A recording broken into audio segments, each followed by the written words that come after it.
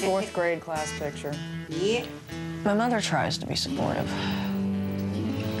I know it's been rough for her, trying to understand it. Up until the point where I was about 12 years old was, I suppose, a fairly normal childhood. Here's her first fishing pole. She's a year old.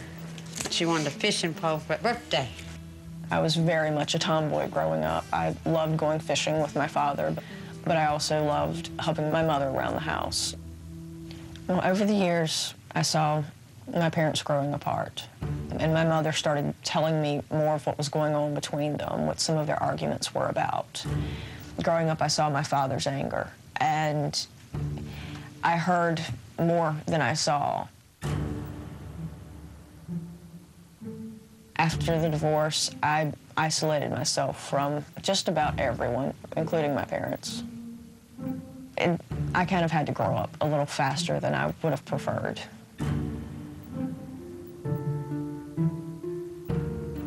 I was responsible for, making sure he had his meals. Once he started school, helping him with his homework and making sure his schoolwork was done and out of the way. But at the time, I had no choice. I had to work 2 jobs, had a mortgage on the house to pay, to keep food on the table. I had friends, but I would keep them at arm's length. I would only let them know what I wanted them to know. At the time, it was much easier for me to portray this person who could deal with anything, to be the strong one. I saw it as weak to ask for help, to reach out to anyone. I suppose it started just because I just couldn't internalize anything else. I've always been the type of person to bottle things up. I wouldn't allow myself to feel angry at anyone else. I would turn it back on myself. And one day, I just cracked. And then I realized that this seems to help. And the next time that I was in a crisis situation, I tried it again.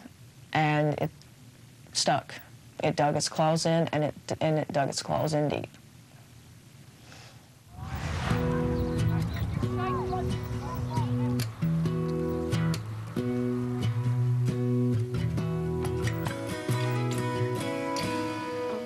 This is my room. I share with my younger cousin, Michael Lynn.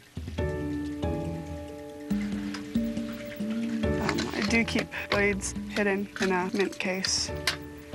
And obviously it's time to get some new ones because this case is empty. Now you pick up that and you look and you can't show anybody else. I can look now? And you... Okay, I'm currently living with my cousin Hope. Their 2 children, Michael and Zach. Oh, that's okay, you just kind of shake it in there. Hope knows I'm a cutter, but she doesn't know to which extent that I am. Corinne's very alive. Very alive. I can see it in her every day. She's very sweet, she's generous. She's very loving to my kids. Hope's children have no idea about what I do to myself. I would not want any child, especially not the ones in my family, to know about it. I know that she's not cutting herself because I'd asked her specifically, are you doing it anymore? And she said she has not. She's promised me that she's not done it at all since she's moved here. I love having Corinne here. She actually just brings happiness to me. I've watched her from the time she was born until now. I'm the middle child, so the older sister always got whatever she wanted since she was first born, and the baby always gets what she wants. My parents love me, but I just felt like I was kind of ignored. With the end of my parents' relationship, I kind of became introverted. The very first time I ever cut, I was probably about 13. It was in middle school. I had moved a couple other times and about to move again. My sister had just moved in, and so I was now playing the older sister, and kind of difficult. I was about to go to high school, and I was just very confused, and I didn't know what to do.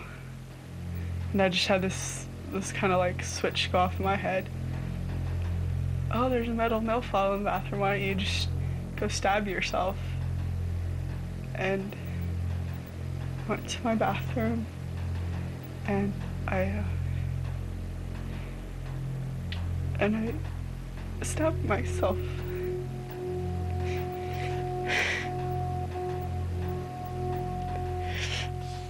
I stabbed myself like 3 times. And I didn't know what I did. And I was so afraid to show anyone. And so I poured peroxide on it. And I blamed it on my desk at school. And my mom just was like, "Oh, you're so silly. I can't believe you did that." Green's family does not know that I'm the only one. And I feel like that's a lot of pressure on me. I don't know what to do sometimes.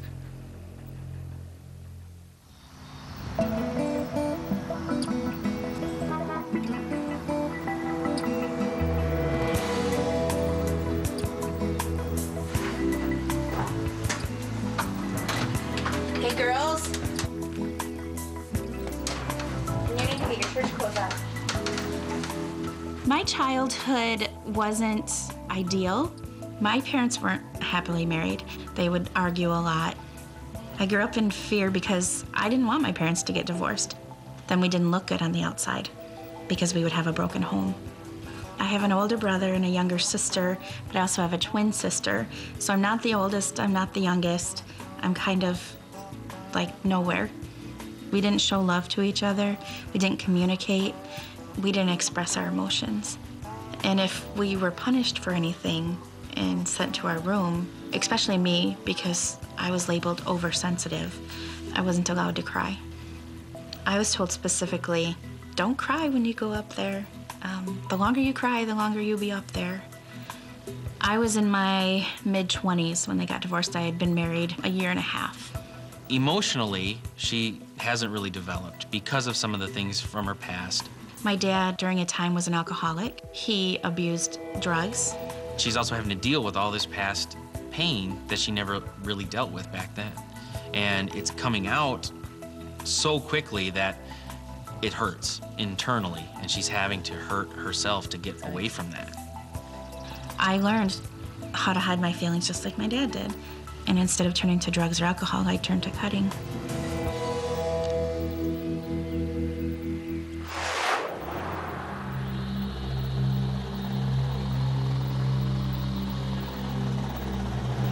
Over the years, if I was out somewhere, I would just slip into a bathroom, make a few quick cuts, slip back out, and act like everything was great. I used to carry them with me at all times. They were always in my pocket. They never left it.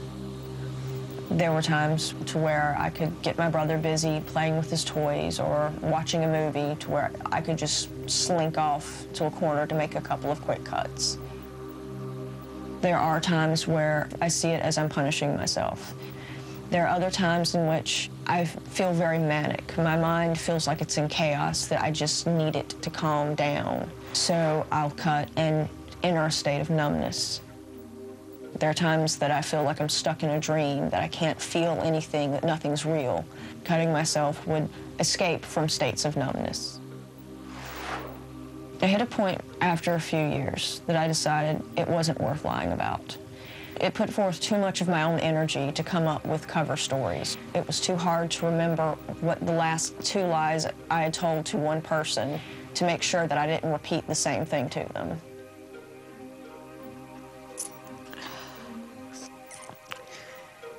She gave me material to read up on it so I could understand what she was going through. After I started reading the material and understanding there was a disorder, I realized it wasn't all my fault, but I was a big part of it because I put pressure on her to take over my responsibility. I've gotten different reactions from people when I've told them about the self-injury. People seem to try to understand it, but not many really took it upon themselves to try to help me. The main person to do that was my boyfriend. I probably found out that she was self-injuring about 2 or 3 months after we started dating, and she kind of just approached me one day and let me know that this was a part of who she was. He would ask all sorts of questions, trying to understand what I get out of it, understanding my motivation behind it. She didn't want me to see for the first part, just kind of afraid that if I knew, then I may not want to be a part of her life anymore. She was purely shocked that I would even try it, that I did try it, but I definitely got the gist of it.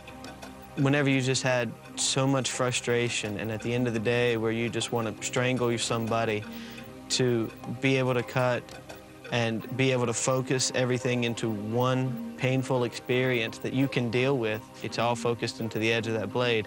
And when you start cutting, the pain that you feel eases all the other pains. It makes me feel like I'm a weak person, that I've had to do something that desperate to deal with things. I see my cuts and I feel ashamed because it had to come to that again when I've been fighting for so long and so hard to stop it. It's hard to keep a secret from my husband. This is where I keep my secret stash up here. I have thumbtacks, earrings. I need to know that there's tacks and different things around for my security. Otherwise, I feel really anxious.